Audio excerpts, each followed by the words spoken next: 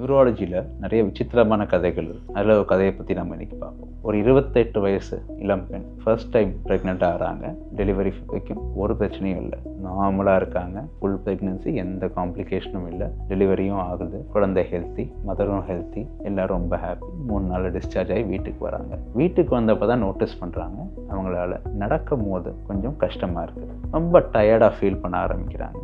நடக்கும் போது ஒரு பேலன்ஸ் இல்லாத மாதிரி, ஒரு ஸ்ட்ரென்த் இல்லை. ஏன்னா நமக்கு ஏதோ உடம்புல எதுவும் நார்மலாக இல்லை அப்படிங்கிற ஃபீலிங் இருக்குது. இதனாலே என்ன ஆகுது, எனக்கு குழந்தைய தூக்கிட்டு நடக்க கான்ஃபிடென்ஸ் இல்லை அப்படின்னு ஃபீல் பண்ண ஆரம்பித்தாங்க.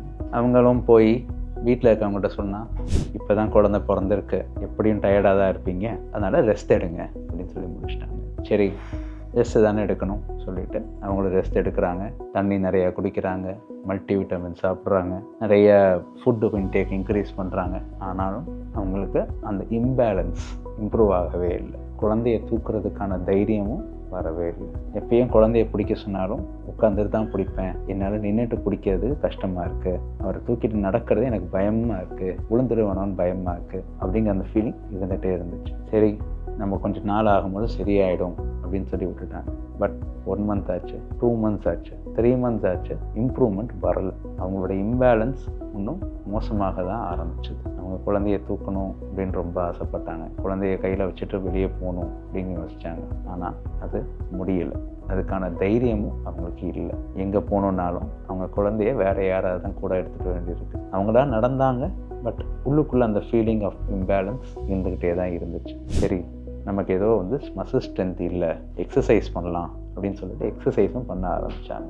பட் இம்ப்ரூவ்மெண்ட் வரலை. டயர்ட்னஸ் இன்க்ரீஸ் தான் ஆக ஆரம்பிச்சிது. இன்னும் 2 மாதம் போக போக இந்த டயர்ட்னஸும் இந்த இம்பேலன்ஸும் இன்னுமே மோசமாக, நடக்கிறதுக்கே ஹெல்ப் தேவைப்பட ஆரம்பிச்சிது. வீட்டுக்குள்ளே நடக்கும் போது எதையும் பிடிச்சி தான் நடக்கணும், பிடிக்காமல் நடந்தால் விழுந்துருவோமோ அப்படிங்கிறது ஒரு பெரிய பிரச்சனையாகவே அவங்களுக்கு தெரிய ஆரம்பிச்சிருச்சு. அவங்க இன்னுமே நமக்கு ஏதோ சம்திங், இதை யார்கிட்ட கேட்டப்போ வெர்டைகோவாக இருக்கலாம்னு சொல்லிட்டாங்க. வெர்டைகோ என்ன வெர்டைகோ யாருக்கும் தெரியாது. சரி, வெர்டைகோ ஒன்றும் பெரிய விஷயம் இல்லை, மாத்திரை போட்டால் போதும்னு சொல்லி அப்படியே இருந்திருக்காங்க. ஆனால் இம்ப்ரூவ்மெண்ட் வரலை. கடைசியாக நடக்கிறதுக்கே கஷ்டமாக இருக்குது, படி ஏற முடியல, குழந்தை இது வரைக்கும் நம்ம தூக்குனதே இல்லை, குழந்தை 6 மாதம் ஆச்சு, இன்னும் தூக்குனதே இல்லை அப்படிங்கிற ஃபீலிங் ரொம்ப அதிகமாகும் போது எதுக்கும் நியூராலஜிஸ்ட்டை பார்ப்போம் அப்படின்னு சொல்லிட்டு வந்தாங்க.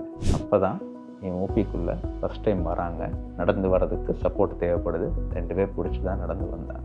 பேலன்ஸ் சரியில்லை. அப்போ கண்டுபிடிச்சோம். அப்போ அவங்களுக்கு தேவையான இன்வெஸ்டிகேஷனை பண்ணோம், பெட்டில் சேர்த்துட்டு மருந்துகள் போட்டோம். இது சாதாரண வீக்னஸ் இல்லை, சாதாரண வெர்டைகோ கிடையாது. அவங்க மூளையிலையும் மூளை தண்டுவடத்துலையும் டீமைலனேஷன் அப்படிங்கிற இன்ஃப்ளமேஷன் ஆகிருக்கு அப்படின்னு கண்டுபிடிச்சோம். அப்போ தான் இந்த வியாதி மல்டிபிள் ஸ்க்ளரோசிஸ் தான் அப்படின்னு உறுதிப்படுத்தணும். அதுக்கேற்ற ட்ரீட்மெண்ட்டையும் ஸ்டார்ட் பண்ணோம். ஃபஸ்ட்டு 1 வாரம் ஹாஸ்பிட்டலில் இருந்தாங்க, மருந்துகள் போடப்பட்டது. பிடிச்சிட்டு நடத்து வந்தவங்க பிடிக்காமல் வீட்டுக்கு நடந்து போனாங்க.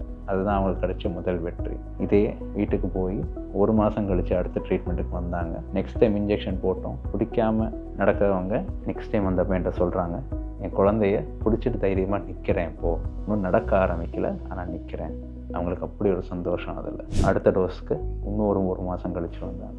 அப்போ சொன்னாங்க, முதல் குழந்தை பிறந்து 9 மாதம் ஆச்சு, ஃபஸ்ட்டு டைம் அவனை தூக்கிட்டு நான் என் வீடு ஃபுல்லாக நடந்தேன், வெளியே தூக்கிட்டு போனேன் அப்படின்னு அவங்களோட ஃபஸ்ட்டு வெற்றியாக அன்றைக்கி தான் கருதுனாங்க.